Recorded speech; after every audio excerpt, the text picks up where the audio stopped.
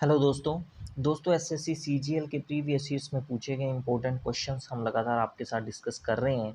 आज भी कुछ इंपॉर्टेंट और इंटरेस्टिंग क्वेश्चन आपके साथ डिस्कस करेंगे। तो कुल मिला के हम 18 पार्ट्स कर चुके हैं। आज का ये हमारा पार्ट नंबर 19 होगा। तो स्टार्ट करते हैं क्वेश्चन नंबर फर्स्ट से। इसमें बोला in triangle A C D B and E are 2 points on the side A C and A D respectively. तो एक ट्राइंगल है आपके पास यहाँ पे। तो इस ट्राइंगल को नाम दिया हुआ है ए सी डी और बोला है ए सी साइड पे एक पॉइंट है बी। तो ए सी साइड पे पॉइंट बी ले लिया और ए डी साइड पे एक पॉइंट है ई और बोला है आगे such that B E is parallel to C D. और ये बी ई लाइन जो है वो सी डी लाइन के पैरेलल है, ये भी आपको बोला हुआ है। इसके अलावा उसने बोला है सी डी जो है वो 9 सेंटीमीटर है, बी ई जो है वो 6 सेंटीमीटर है, ए बी जो है 5 सेंटीमीटर है और ई डी जो है वो 2 सेंटीमीटर है। फाइंड आउट क्या करना आपको, length of A E and B C. तो ये ए ई की लेंथ आपको फाइंड आउट करनी है और बी सी की लेंथ आपको फाइंड आउट करनी है। तो करेंगे कैसे, देखो दो ट्राइंगल्स यहाँ पे आपके पास बन रही हैं, एक ट्राइंगल ए बी ई और एक बड़ी ट्राइंगल ए सी डी। इन दोनों को हमें सिमिलर करना है। तो जब दो ट्राइंगल सिमिलर होंगी ना तो उनकी कोरस्पॉन्डिंग साइड्स की रेशो आपको पता है इक्वल होती है। अच्छा, इन दो ट्राइंगल को सिमिलर कैसे करेंगे हम, देखो बी ई लाइन जो है पैरेलल है सी डी लाइन के। तो इसका मतलब ए सी लाइन और ए डी लाइन क्या हुई, ट्रांसवर्सल हुई, क्योंकि जो लाइन पैरेलल लाइंस को काटती है उसको ट्रांसवर्सल बोलते हैं। तो बड़ी ट्राइंगल का ये वाला एंगल और छोटी ट्राइंगल का ये वाला एंगल ये दोनों इक्वल होंगे क्योंकि ये कोरस्पॉन्डिंग एंगल हुए। इसी तरह से बड़ी ट्राइंगल का ये वाला एंगल और छोटी ट्राइंगल का ये वाला एंगल ये भी कोरस्पॉन्डिंग एंगल हैं, ये भी इक्वल होंगे। और ये एंगल ए जो है ये दोनों ट्राइंगल के लिए कॉमन होगा, ठीक है। तो दोनों ट्राइंगल के तीन एंगल आपस में क्या हो गए, इक्वल हो गए। तो इसका मतलब ट्राइंगल ए बी ई और ट्राइंगल ए सी डी ये सिमिलर होगी। अब दो ट्राइंगल जब सिमिलर हैं तो कोरस्पॉन्डिंग साइड्स की रेशियो इक्वल होती है। कोरस्पॉन्डिंग साइड्स कौन कौन सी, देखो ए बी जो है वो छोटी ट्राइंगल की साइड है और इसके कोरस्पॉन्डिंग बड़ी ट्राइंगल की साइड कौन सी होगी, ए सी। तो इनकी रेशो ये इक्वल होगी छोटी ट्राइंगल की ए ई साइड और बड़ी ट्राइंगल की ए डी साइड, इनकी रेशो के। और ये फर्दर इक्वल होगी छोटी ट्राइंगल की बी ई साइड और बड़ी ट्राइंगल की सी डी साइड, इनके। आगे बात समझ आपको, ठीक है। अब देखो ए बी की वैल्यू आपको 5 दे रखी है तो यहाँ पे 5 पुट कर लो अपॉन ए सी तो आपको कुछ दिया नहीं है, ए सी को ऐसे लिख दो आप इक्वल टू ए ई कितना दिया है ये आपको फाइंड आउट करना है। तो इसको वे एज इट इज लिख दोगे। ए डी, देखो ए डी को कैसे लिख सकते हैं हम, ए ई प्लस ई डी लिख सकते हैं, हाँ लिख सकते हैं। तो ए डी को लिख लो आप ए ई प्लस ई डी, ठीक है। और इसके अलावा ये इक्वल होगा फर्दर किसके, बी ई। अब बी ई कितना दिया है 6 upon C D, C D कितना दिया है 9 दिया है। अच्छा ये दोनों 3 से कटेंगे, 3 टू द 6 और 3 3 द 9, ठीक है। तो B E upon C D कितना बन जाएगा, अब 2 अपॉन 3 बन जाएगा। क्लियर है। अब देखो 5 अपॉन ए सी जो है वो भी 2 अपॉन 3 के इक्वल होगा और ए E upon A E plus E D ये भी 2 अपॉन 3 के इक्वल होगा। तो एक एक करके इनको दोनों को इक्वल करते हैं।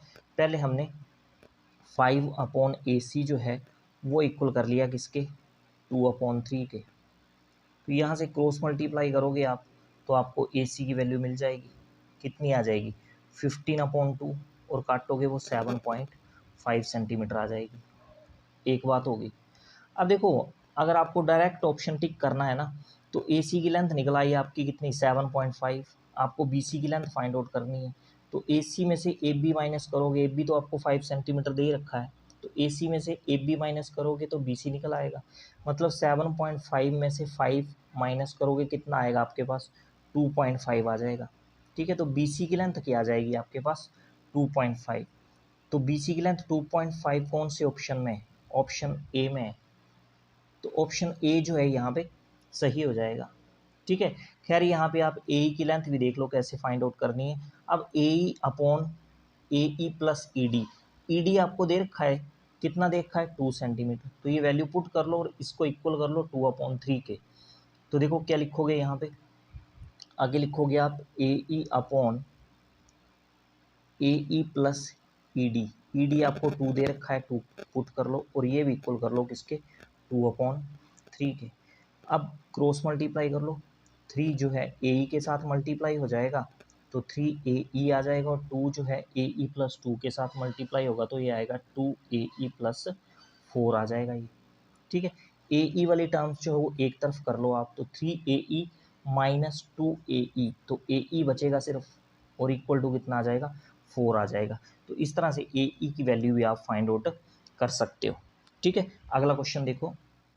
क्वेश्चन नंबर सेकंड में बोला the reduction of 15% in the price of salt enables a person to buy 2 kg more for ₹272। The reduce price of the salt per kg is. अब देखो साल्ट के प्राइस में 15% की reduction हो गई, तो उससे क्या हो रहा है, एक आदमी 272 रुपीज़ में अब 2 kg ज़्यादा साल्ट खरीद पा रहा है।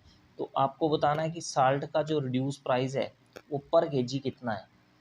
तो देखो रिडक्शन हुई 15% की, तो 15% का मतलब तो हो गया 15/100। 5 से इसको काटोगे तो ये आ जाएगा 3/20 आ जाएगा। ठीक है, तो डिनोमिनेटर में 20 क्या है आपका, ओल्ड प्राइस जो है ना उसकी रेशो है ये, और न्यूमिनेटर में 3 क्या है, जितना प्राइस में कमी हुई। ठीक है, तो न्यू प्राइस जो है उसकी रेशो क्या बन जाएगी, 20 माइनस 3 17 हो जाएगी नए प्राइस की रेशो। अब देखो पहले क्या हो रहा था, एक आदमी 272 में साल्ट खरीद रहा था, अब भी वो 272 में ही खरीद रहा है, पर इस बार क्या हो रहा है, उसे 2 kg ज़्यादा मिल रहा है। 272 में 2 kg इसको ज़्यादा मिल रहा है पहले के मुकाबले। तो इसका मतलब उसका जो ओल्ड प्राइस हुआ, पुराना प्राइस कितना हुआ 272। ठीक है ना, और रेशो में ओल्ड प्राइस कितना है 20 है, तो 20 रेशो की वैल्यू जो है ना वो हो जाएगी आपकी कितनी, ₹272। ठीक है, एक रेशो की वैल्यू यहाँ से निकाल लोगे आप, कितनी आएगी 272/20, काटोगे ये 13.6 रुपीज़ आ जाएगी। आपको नया प्राइस निकालना है, नए प्राइस की रेशो कितनी है 17, तो 17 रेशो की वैल्यू आपको निकालनी है, कितनी आएगी 13.6 इंटू 17 हो जाएगा। तो 13.6 को 17 से मल्टीप्लाई करोगे कितना आ जाएगा ये, तो ये आएगा 231.2। ठीक है, तो ये आ जाएगा नया प्राइस। तो देखो पुराना प्राइस था आपका 272, नया प्राइस आ गया 231.2। तो कितना रिड्यूस हुआ, कम कितना हुआ प्राइस, तो ये हुआ 272 माइनस 231.2, तो दोनों को माइनस करोगे ना तो कितना आएगा 40.8। अब ये जो 40.8 है ना, इससे क्या हो रहा है, वो 2 kg शुगर जो है वो ज़्यादा खरीद पा रहा है। ठीक है ना, 2 kg शुगर ज़्यादा किसके कारण खरीद पा रहा है, इस 40.8 रुपीज़ के कारण। तो इसका मतलब 2 kg का प्राइस कितना हो गया 40.8। तो 1 kg का आपको निकालने को बोल रहा है, तो 40.8/2 हो जाएगा, तो 20.4 आ जाएगा ये। ठीक है, यही आपको पूछा था उसने, तो क्वेश्चन नंबर सेकंड का ऑप्शन ए जो है वो सही हो गया।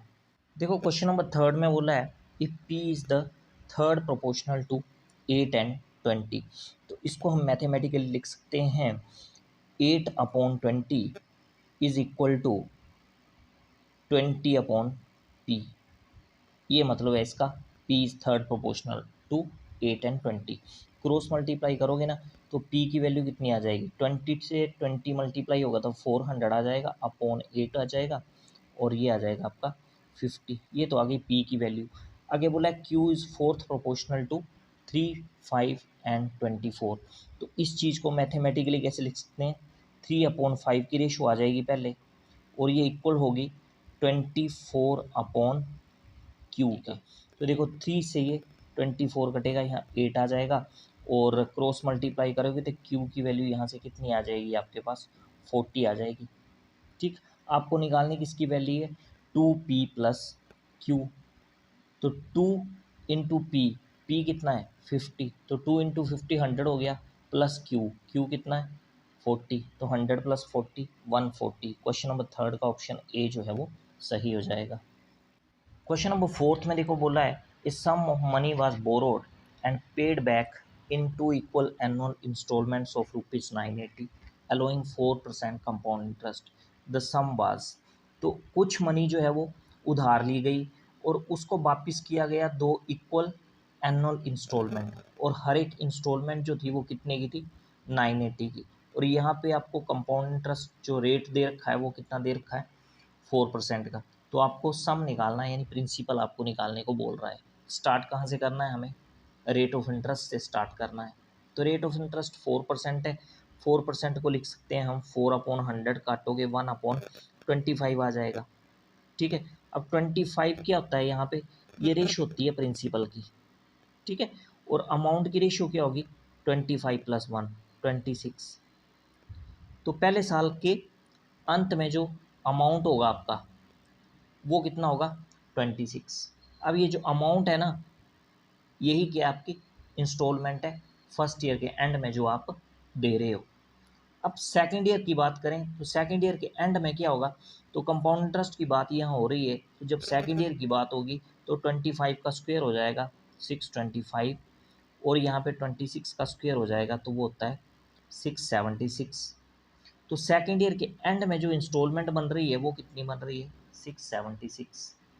अब उसने बोला इंस्टॉलमेंट तो सेम है आपकी 980 की, तो रेशो में भी इंस्टॉलमेंट क्या होनी चाहिए, सेम होनी चाहिए। जो इंस्टॉलमेंट फर्स्ट ईयर के एंड में दे रहे हो आप, वही इंस्टॉलमेंट तो सेकंड ईयर के एंड में दे रहे हो। तो यहाँ अगर सेकंड ईयर के एंड में 676 है इंस्टॉलमेंट आपकी रेशो में, तो फर्स्ट ईयर के एंड में भी आपकी इंस्टॉलमेंट की रेशो 676 ही बननी चाहिए। तो यहाँ आप 26 को 26 से मल्टीप्लाई कर लोगे तो ये आ जाएगा 676। ठीक है, और ये 25 है ना, इसको भी फिर 26 से मल्टीप्लाई करना पड़ेगा। तो 25 को 26 से जब आप मल्टीप्लाई करोगे तो ये कितना आ जाएगा आपका, तो ये आपका 650 आ जाएगा, 650। तो मैं यहाँ 25 को मिटा के यहाँ पे 650 कर देता हूँ, तो ये आ गया आपका 650। ठीक है, अब आपका प्रिंसिपल कितना हो गया टोटल, इनको प्लस कर लो, ये 5 आ गया, 5 2 7 और 6 6 12 हो गया। ये आपका प्रिंसिपल की रेशो होगी टोटल। अब हर साल के अंत में जो इंस्टॉलमेंट दे रहे हो वो कितनी दे रहे हो आप, 980। रेशो में कितनी है, 676। तो इसका मतलब ये 676 रेशो है, ये किसके इक्वल होगी, 980 के इक्वल होगी ये। ठीक है, एक रेशो की वैल्यू यहाँ से निकाल लोगे आप, कितनी आएगी, 980 डिवाइड बाय 676। तो काटोगे ना तो ये आपका नियरेस्ट बनेगा 1.45 के आसपास बन जाएगा ये। ठीक है, तो ये एक रेशो की वैल्यू आ जाएगी आप। तो आपको कितनी रेशो की वैल्यू निकालनी है, आपको प्रिंसिपल निकालना है, तो आपको 1275 रेशो की वैल्यू निकालनी है। तो 1275 रेशो की वैल्यू क्या देगी आपको, प्रिंसिपल देगी, तो वही आपको निकालना था। तो कितनी आ जाएगी, 1275 इंटू 1.45। अब इनको मल्टीप्लाई करोगे आप तो आपके पास आ जाएगा ये 1848.37 के आसपास वैल्यू बन जाएगी। ठीक है, और आपको क्या बोला है, नियरेस्ट 10 बोला है। तो नियरेस्ट 10 कौन सी वैल्यू आएगी इन ऑप्शंस में से, ऑप्शन ए जो है यहाँ पे आपका सही हो जाएगा। ठीक है ना, तो इंस्टॉलमेंट वाला क्वेश्चन जो है इस तरह से करना होता है आपको। अगला क्वेश्चन देखते हैं। क्वेश्चन नंबर 5 में बोला है 2 circles touch each other externally at point T. तो साथ में इसकी ड्राइंग बना लेते हैं। 2 सर्कल्स जो हैं एक दूसरे को एक्सटर्नली टच कर रहे हैं, कहाँ पे टच कर रहे हैं, पॉइंट टी पे टच कर रहे हैं, तो ये पॉइंट टी ले लिया हमने। ठीक है, आगे बोला R S is direct common tangent to the 2 circles touching the circles at P and Q. तो आर एस जो है टेंजेंट है जो कि सर्कल्स को टच कर रहा है पॉइंट पी पे और पॉइंट क्यू पे। ठीक है, अब देखो आगे उसने बोला है angle T P Q is equal to 42 degree. तो टी पी क्यू एंगल आपको 42 डिग्री दे रखा है, इसका मतलब हमें पी को टी से ज्वाइन करना पड़ेगा और टी को क्यू से ज्वाइन करना पड़ेगा। तो एंगल टी पी क्यू ये वाला एंगल कितने डिग्री का है, 42 डिग्री का मैं यहाँ लिख रहा हूँ। ये 42 डिग्री का उसने दे के रखा है आपको। आपको निकालना क्या है, एंगल पी क्यू टी, मतलब ये वाला एंगल आपको फाइंड आउट करने को बोल रहा है वो। अब देखो पी क्यू टी एक ट्राइंगल है, ठीक है, अगर इसका एक और एंगल हमें मिल जाए तो तीसरा एंगल निकल जाएगा। अब एक और एंगल कहाँ से निकालना है हमने, एक थ्योरम आपने याद रखनी है। कौन सी थ्योरम, अगर दो सर्कल एक दूसरे को एक्सटर्नली टच कर रहे हैं किसी पॉइंट पे तो वो पॉइंट टी है, तो टेंजेंट उस पॉइंट के साथ 90 डिग्री का एंगल बनाता है, यानी ये वाला एंगल पी टी क्यू कितने डिग्री का होगा, ये 90 डिग्री का होगा। तो ये थ्योरम आपको याद रखनी है, ठीक है। बस अब क्वेश्चन आपका सॉल्व हो गया। पी क्यू टी एक ट्राइंगल है, तो ट्राइंगल के तीनों एंगल का सम 180 डिग्री होता है। दो एंगल का सम जो है 90 + 42 कितना हो गया, 132 हो गया। तो 180 में से 132 आप माइनस कर लो, कितना आ गया, 48 आ जाएगा। तो 48 डिग्री का बनेगा आपके पास angle P Q T. Question number 5 का ऑप्शन ए जो है वो सही हो गया। ठीक, तो ये थे आज के लिए क्वेश्चंस। आई होप ये सेशन आपको इंटरेस्टिंग लगा होगा, बेनिफिशियल लगा होगा। तो ऐसे ही क्वेश्चंस हम आपके साथ लगातार डिस्कस करते रहेंगे। सेशन को आप लाइक और शेयर ज़रूर कर दें, और अगर चैनल पर नए हो तो चैनल को सब्सक्राइब भी कर दें। तो आज के लिए फ़िलहाल इतना ही। Thanks for watching it.